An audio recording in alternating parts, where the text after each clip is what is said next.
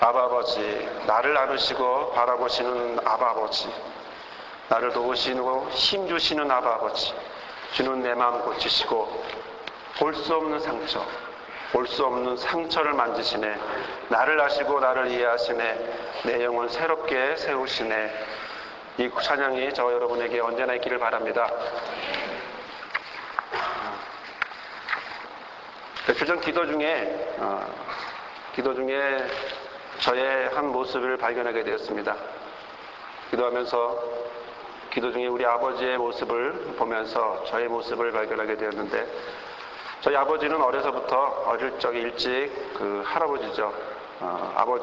저한테 할아버지인데 아버지를 잃으셨습니다.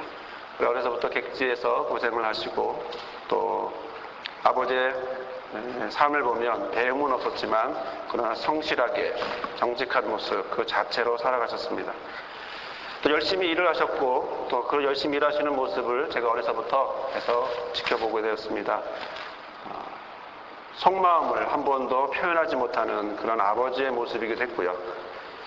또 그런 아버지를 생각하면서 기도 중에 손자를 보아도 그저 웃고만 계시는, 자연스럽게 앉기보다는 그냥 쳐다보며 웃고 있는 아버지의 모습이 떠올랐습니다.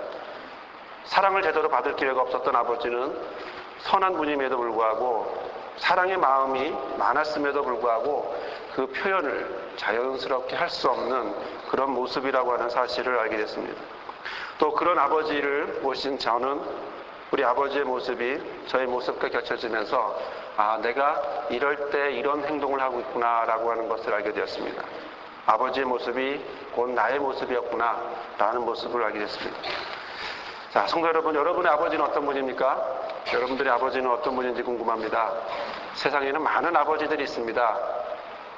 아까 어떤 청년과 이야기했는데, 아버지 되는 건 쉬운데 아버지답게 사는 건 힘들다고 어떤 청년이 얘기하는데, 세상에는 많은 아버지들이 있습니다. 좋은 아버지에서 나쁜 아버지까지 무수히 많은 그런 아버지들이 있습니다. 요즘 뉴스에서 나오는 아들에게 가진 것이 많아서 아들에게 잘 넘겨주려다 구속된 아버지도 있고요. 또 모든 것을 다 팔아서 아들을 대학 공부시키겠다고 했던 시골에 있는 아버지도 있고요. 아침 일찍 나가서 저녁 늦게야 들어오는, 또 월급밖에 줄 것이 없는 그런 삶을 살고 있는 월급쟁이 아버지도 있습니다.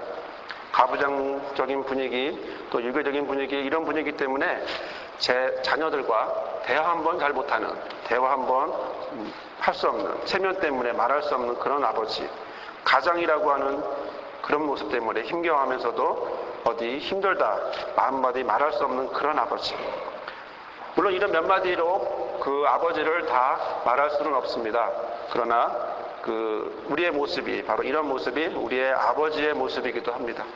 자, 그러면 성경에서 말하는 아버지는 어떤 아버지일까? 성경에는 어떤 아버지들이 있을까? 성경에서 처음 나오는 아버지는요, 행복한 아버지가 아닙니다. 하루 종일 일해야 되고요. 그렇게 지치고 돌아왔는데 어느 날 장남이 차남을 죽이고 도망간 그런 아담 아버지가 있습니다. 또 그 뒤로도 보면 물론 많은 아버지들이 있지만, 또 세상에서 그토록 많은 욕을 먹으면서도 그 아들들을 구원시킨, 아들밖에 구원시키지 못한 그 노아 아버지도 있습니다. 제단 위에서 아들을 칼로 찌르기 전에 하나님 앞에 믿음을 고백했던 아브라함 아버지도 있고요. 두 아들이 있음에도 불구하고 두 아들 모두 사랑하지 않고 한 아들만 사랑해서 육신의 생각으로 먼저 축복 기도를 해주려고 했던 이삭 아버지. 또 많은 아들이 있었지만 한 아들만 역시 편애하는 야곱 아버지. 이런 아버지들이 성경에는 많이 있습니다. 그 뒤로도 성전을 성전은 지켰지만 그러나 아들들은 불량자로 남을 수밖에 없었던 엘리 제사장, 엘리 아버지가 있습니다. 또 아들의 반란 때문에 도망쳐야만 했던 다윗 아버지도 있었고, 또 악한 아버지라면 바알을 숭배하면서, 우상을 숭배하면서 자기 아들을 제물로 그냥 바친 므낫세 왕, 그런 므낫세라고 하는 아버지도 있습니다. 신약에 오면 역시 또 아버지들이 있습니다. 죽은 딸을 살려달라고 간절히 부탁하는 회당장 야이로 아버지가 있습니다. 내 기도와 구제가 하나님 앞에 상달하여 기억한 바 되었다 라고 말씀하시면서 베드로를 청하여 말씀을 들으라고 하며 가족이 구원받게 한 고넬료라 아버지가 있습니다. 주 예수를 믿으라 그리하면 너와 내 집을 구원 얻으리라 이 축복의 말씀을 듣고 자살하려다가만 그리고 그 가족이 예수의 이름으로 구원받는 그 이름 모를 간수 아버지도 있습니다. 잠시 살펴봤지만 성경에는 이외에도 참으로 많은 아버지들이 나옵니다. 그러나 과연 육신의 아버지, 과연 혈육적인 관계만 아버지라고 할 수 있을까? 오늘 본문에는 다른 관계를 가진 바로 다른 모습의 아버지가 나오고 있습니다. 바로 그는 바울 아버지입니다. 본문 15절에 이렇게 자신 있게 바울은 말합니다. 그리스도 예수 안에서 복음으로써 내가 너희를 낳았다. 그리스도 예수 안에서 복음으로써 내가 너희를 낳았다. 내가 너희들의 아버지다. 바울은 오늘 자신이 복음으로 낳은 고린도 교회를 향하여 아버지의 심정으로 말하고 있습니다. 온갖 핍박과 어려움을 가득했던 그 선교 여행 중에 나왔던 고린도 교회를 향하여 당시 어려움을 겪고 있었지만 또 여러 당파로 나눠지면서 자기의 은사만 최고라고 교만의 길을 걷고 있는 고린도 교회를 향하여 바울은 뭐라고 얘기하냐면 나는 너희들의 아버지다 라고 말하고 있습니다. 반대되는 개념이 하나 나옵니다. 아버지와 반대되는 개념, 일만 스승이라고 하는 단어가 나옵니다. 이건 우리가 알고 있는 그 스승이 아니고요. 선생님의 높은 말인 스승이 아니고 헬라어로는 파이다고구스라고 하는 말인데 어떤 안내자, 보호자, 가정교사라고 하는 의미, 후견인 그런 의미를 갖고 있습니다. 즉 높은 계급의 사람들은 소년들의 어떤 인도를 하기 위해서 교육을 시켜주기 위해서 그런 가정교사를 두었고 그들은 그 가정교사들의 도움을 받아서 공부를 했었습니다. 오늘 본문에 나와 있는 바로 이 스승은 바로 고린도 교회를 흔드는 고린도 교회를 와해시키려고 하는 자기 뜻대로 자기의 생각을 주입시키려고 하는 바로 그런 말이 1만 명이 있다는 얘기가 아니라 그만큼 많은 스승, 일반 스승을 이야기하고 있습니다. 고린도 교회는 바로 그들 때문에 어려웠기 때문입니다. 하지만 바울은 얘기합니다. 그들에게 왜 그들이 스승일 수밖에 없는지, 그들이 왜 후견일 수밖에 남을 수 없는지, 그들에게 한 가지 부족한 것을 이야기합니다. 그것은 바로 그들에게는 아비의 심정이 없기 때문에 그렇습니다. 자녀를 낳은, 내가 너희를 낳았다라고 하는 복음으로 내가 너희를 낳았다라고 하는 그 마음이 없습니다. 본문을 자세히 보면 우리는 바울에게서 아비의 심정을 볼 수가 있는데 14절의 말씀을 보면 이렇게 나옵니다. 우리 14절을 같이 한번 읽겠습니다.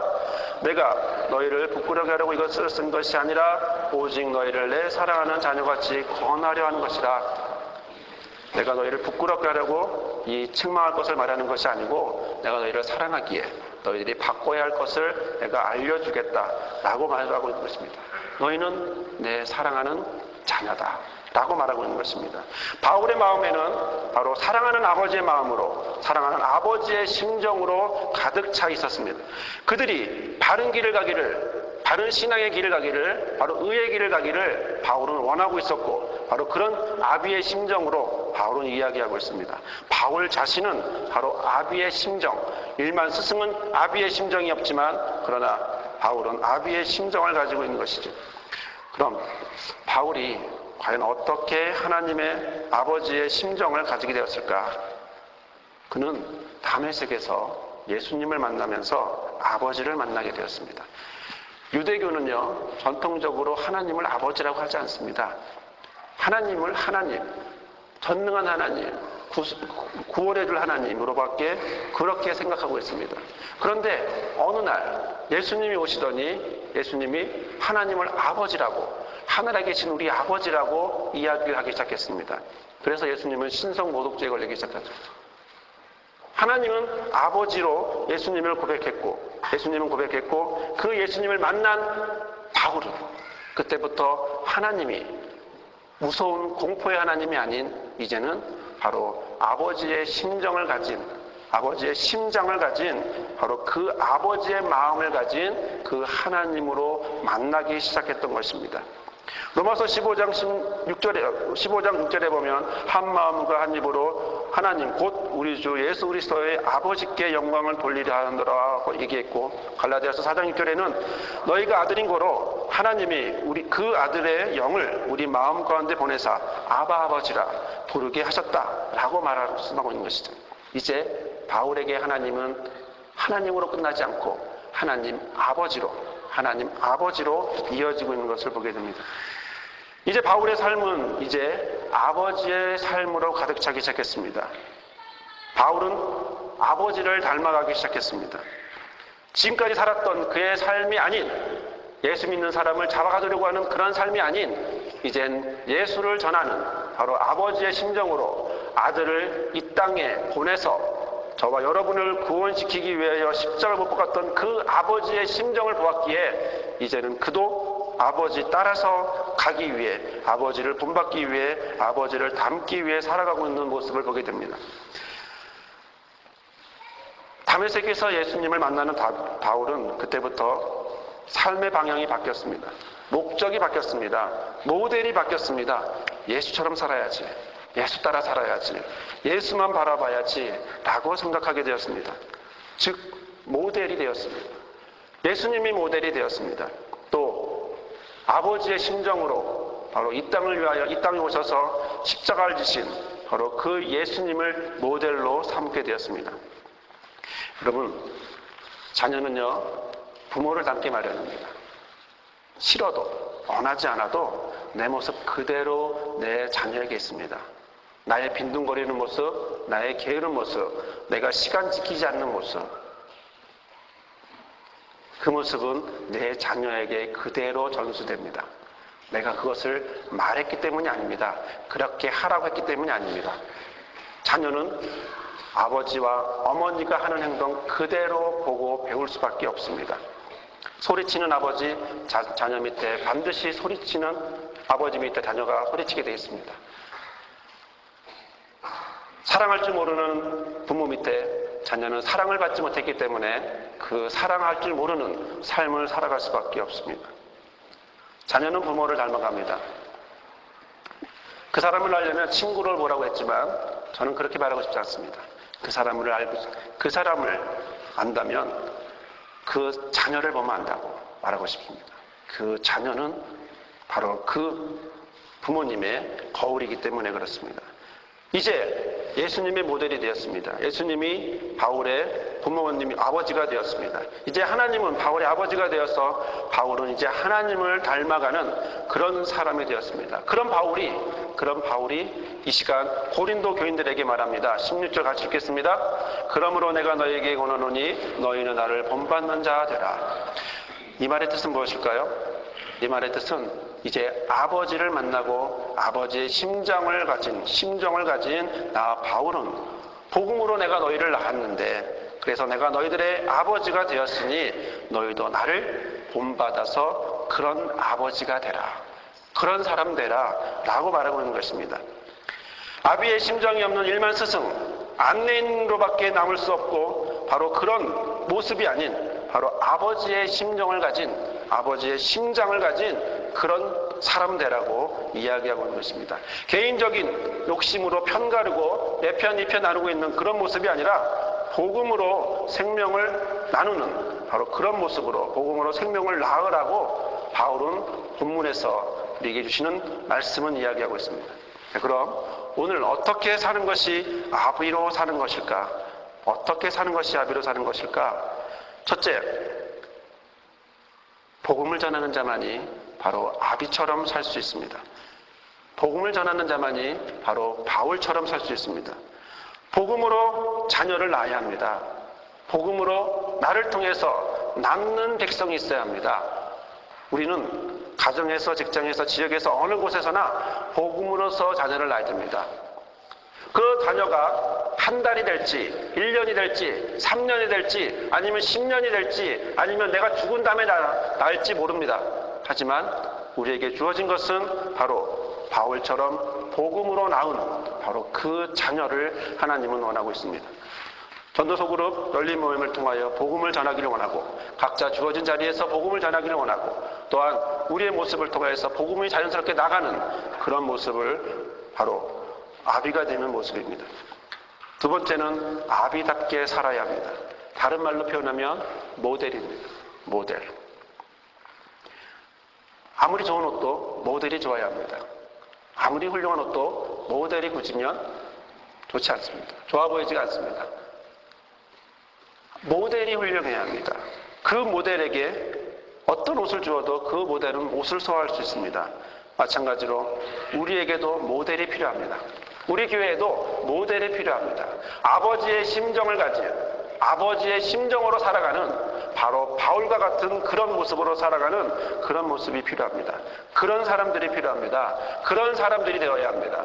저와 여러분의 삶이 그런 사람, 바로 모델이 되기를 바랍니다. 다음 주에 우리 교회에서는 장로필 때 공동회의가 있습니다. 혹시 장로가 되고 싶으신 분이 계십니까?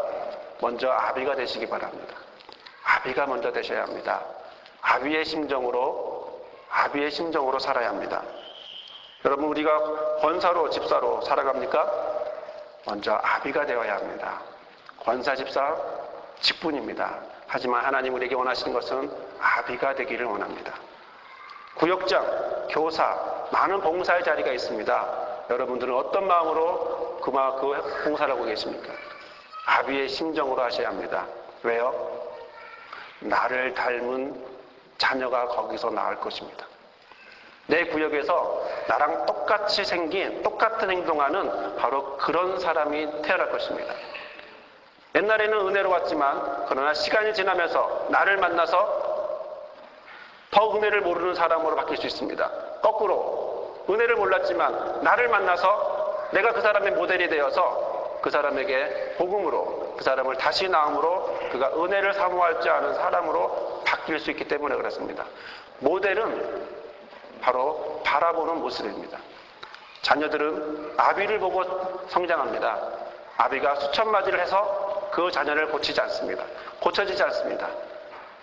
아비의 행동으로 그 자녀의 모습은 바뀐 것처럼 우리가 믿음의 모습을, 믿음의 행동을 모델로, 우리가 모델이 되면 바로 우리의 교회는, 또 여러분 속해 있는 구역은, 여러분 속해 있는 신도의 또 교사 선생님들은, 어린이 아이들이 모두 여러분 닮게 되어 있습니다.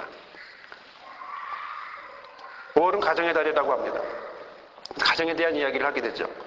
하지만 더욱 중요한 것은 어떤 가정이냐가 중요합니다. 가정에서 자녀가 있어야 합니다. 좋은 아버지 밑에 좋은 자녀가 태어날 수 있습니다. 좋은 모델 밑에 좋은 구역원이, 좋은 신도가 또는 좋은 교인들이 태어날 수 있습니다.